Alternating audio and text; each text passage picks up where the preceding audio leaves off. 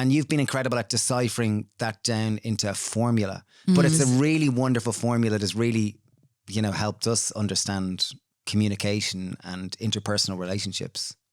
Yeah, well, thank you. Do you want me to share the formula? Is that like an invitation? Let's give us this magical formula. This formula to solve all your relationship problems. Are you ready for it, folks? Have your pen and paper ready. Have your pen and paper ready. This is definitely one. If you don't have a pen and paper, get your phone out and open up the notes app.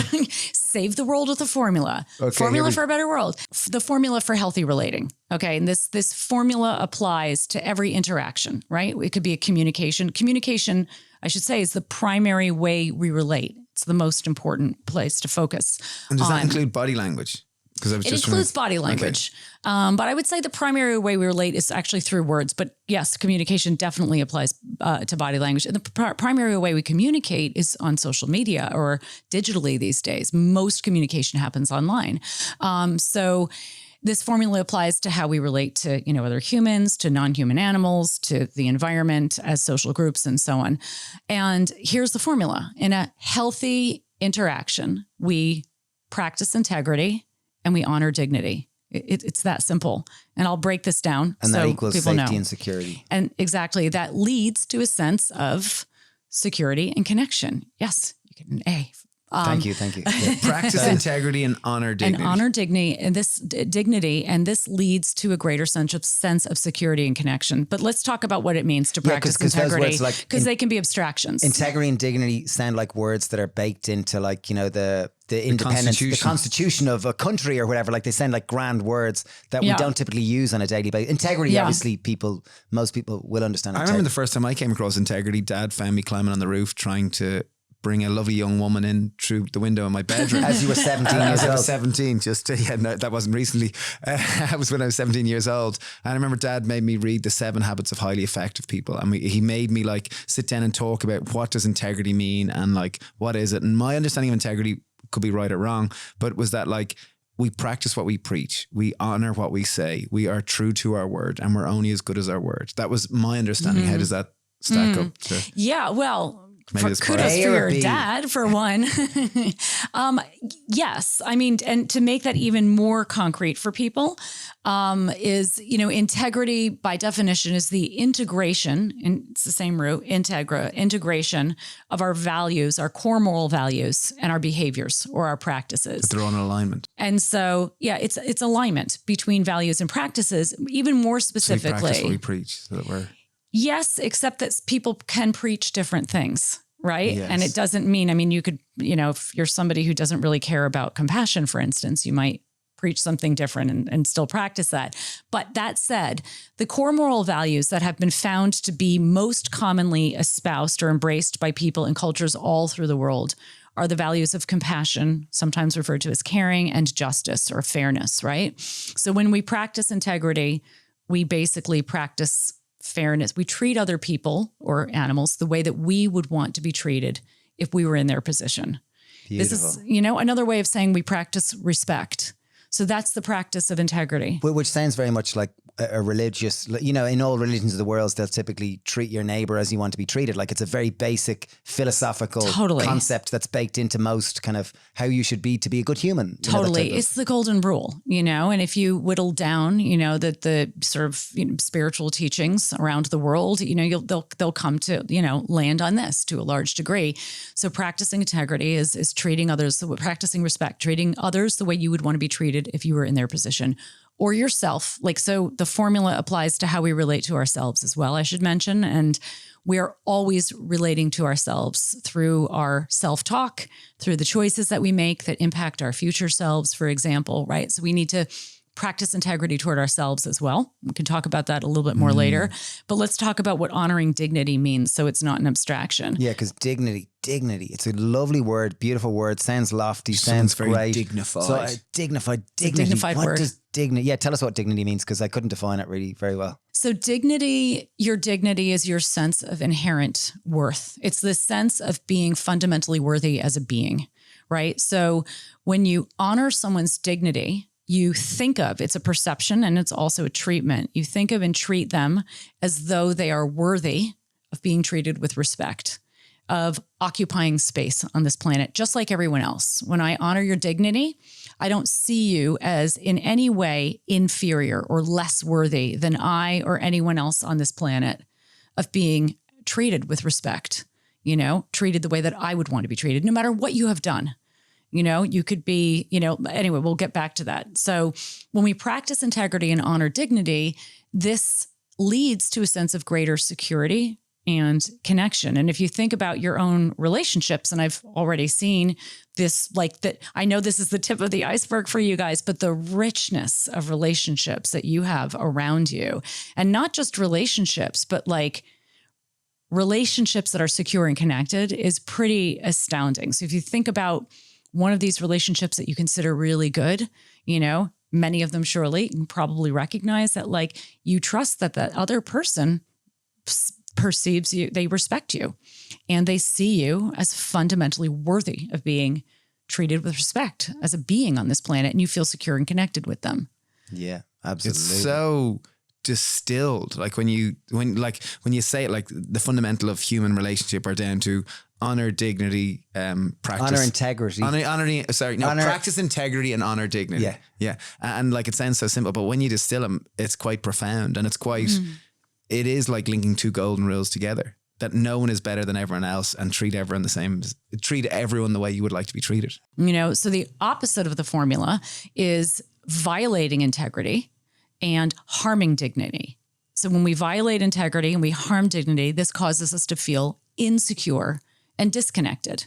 And if you think about a relationship in your life, maybe not one in your, immediate circle, but maybe it's an online troll, somebody who's just like posting negative comments about you or whatever, chances are you do not feel that person practices integrity toward you. They don't respect you. They don't honor your dignity. You don't feel secure with them. And you certainly don't feel connected. You typically, like, we'll say even in myself, I tend to be more sensitive to these things, and I'll see someone flinging some negative comment at me or at the happy pair, and I'll feel like, I'll feel smaller. You won't feel worthy. Yeah, I feel less worthy, and I feel a little guilt or shame or something. Yeah, I don't feel like doing this. I feel like uninspired and deflated, a smaller version of myself. Well, that's a perfect example. And that's what happens. Like when you are, so I talk about when we think of the formula, like most things in life, the formula is not either or. It's not that an interaction is healthy or dysfunctional. It's more or less healthy or dysfunctional.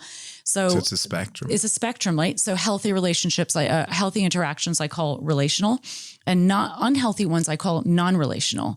And so these non-relational behaviors that you're describing, right, where somebody is not honoring your dignity, they are typically shaming. They communicate to you when somebody harms your dignity. The communication is that you are less than, you are less worthy than others. And is that what shaming. Shame is? Shame is that making someone feel less than you. Shame is the feeling of being less worthy than others, of an idealized version of yourself, because we can shame ourselves, and many of us do this. But shame is that feeling of being inferior, morally inferior in some way. I'm not as good as, I'm less worthy than others, of being treated with respect, of occupying space in this planet, so on. That's so and sad. It's very sad. And shame is non-relational behaviors are shaming. And shame is an incredibly... Could you give us an example? Like, so say in an intimate relationship, like if one partner is physically oppressive to another one and kind of damages their self-confidence, they might feel shame. Is that... Even perfect example, sometimes to my wife, I can speak with as though I'm better than her because I put things back where they go. And sometimes I do that, and it's only through awareness that I realize you're being arrogant and you're being shameful, Stephen. She just functions differently to you. And that's cool, and respect it. But sometimes I notice that I can do that sometimes, and I often feel like, ooh, that's not very nice, Stephen. Well, we all do it. I know, but I'm just trying to bring it down to simple, like landing these conceptual concepts. Yeah. Concepts. Good man. Great. Thanks, Good Dave. work, Thanks, Stephen. Mel, yeah.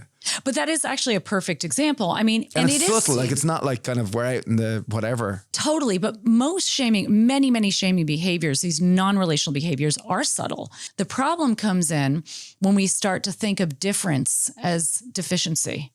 When we say you're different than I am, therefore you're deficient, you're somehow less than. And we all do this, like, because we're all socialized to think this way. And because we have these psyches, these egos that cause us to compare ourselves to others and, think in terms of better or worse than. So, but the problem is when, we have in our minds the flip side of shame. Well, actually, maybe we should differentiate shame from guilt for listeners who are like, wait a minute. Good. Guilt is how we feel about a behavior. Shame is how we feel about ourselves. So we feel guilty when we think I did something wrong or I did something bad. And guilt is a really important emotion. It's a pro-social emotion. It motivates us to course correct when we need to. People who don't feel guilt don't care about their impact on others typically and course correct in order to, change their behaviors in the future.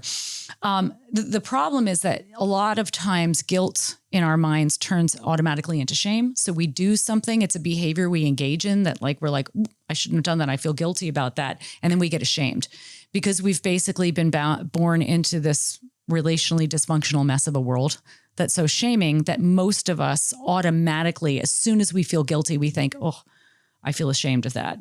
But anyway, guilt is about a behavior and shame is about how we feel about ourselves.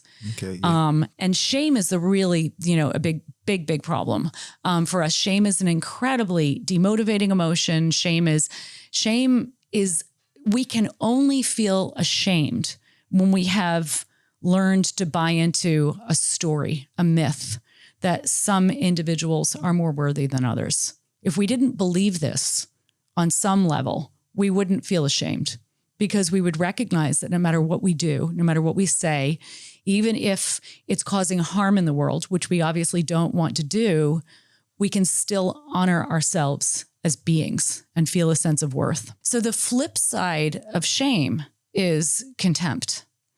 And this is a really, really important emotion to become aware of because contempt is the best way to or the way that this is typically defined is it's judgment plus anger.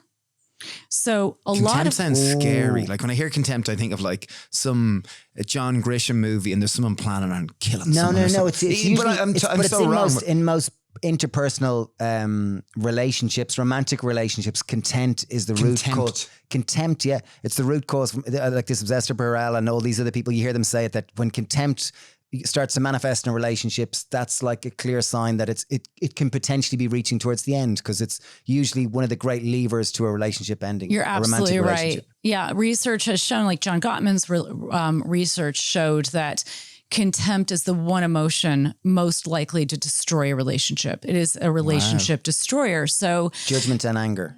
Yeah, it's like judgment and anger merged. So here's a way to think about it. Let's actually just back up a step and think about anger, and then we can come to contempt. So anger is the emotional, it's a normal, legitimate, healthy emotional response to witnessing injustice. When you see something that's unfair or you're experiencing unfairness directed toward yourself, you're probably going to become angry as a result. So you're standing in line to pay for something and somebody cuts into the front of the line and you've been waiting, you're probably going to find yourself feeling angry. We think about the great injustices of the world and, anger, moral outrage even it's a normal response to witnessing injustices. Anger is a really important emotion. It's an emotion that is an indication that your moral compass is working. And it's an emotion that motivates us to take positive action on our own or others' behalf to rectify an injustice, to rectify something that's wrong. People who don't have access to their anger are often people who don't put up boundaries in their lives, who don't say no. There are all different reasons for this, So anger is important. When we relate to our anger in a healthy way, we can use our anger in a healthy way to create a better world, or better relationships, better lives. So in a relationship, an interpersonal relationship, if you notice you're feeling angry, okay, something's going on here. What am I angry about? Because maybe something needs to get discussed. Something needs to change here in our interaction. When we relate to our anger in a healthy way, we recognize it for what it is. And it's nothing more and nothing less than an emotion. That's it. It's a data point indicating that there may be an injustice present. Maybe there isn't, and we're just imagining something's an injustice, right? Yeah. When we relate to our anger in an unhealthy way, two things are typically the case. One is that we've become blended with it. that means it's sort of like we're not thinking of it as anger. we are our anger. Instead of thinking, Anger is an emotion feel passing. angry, I am angry.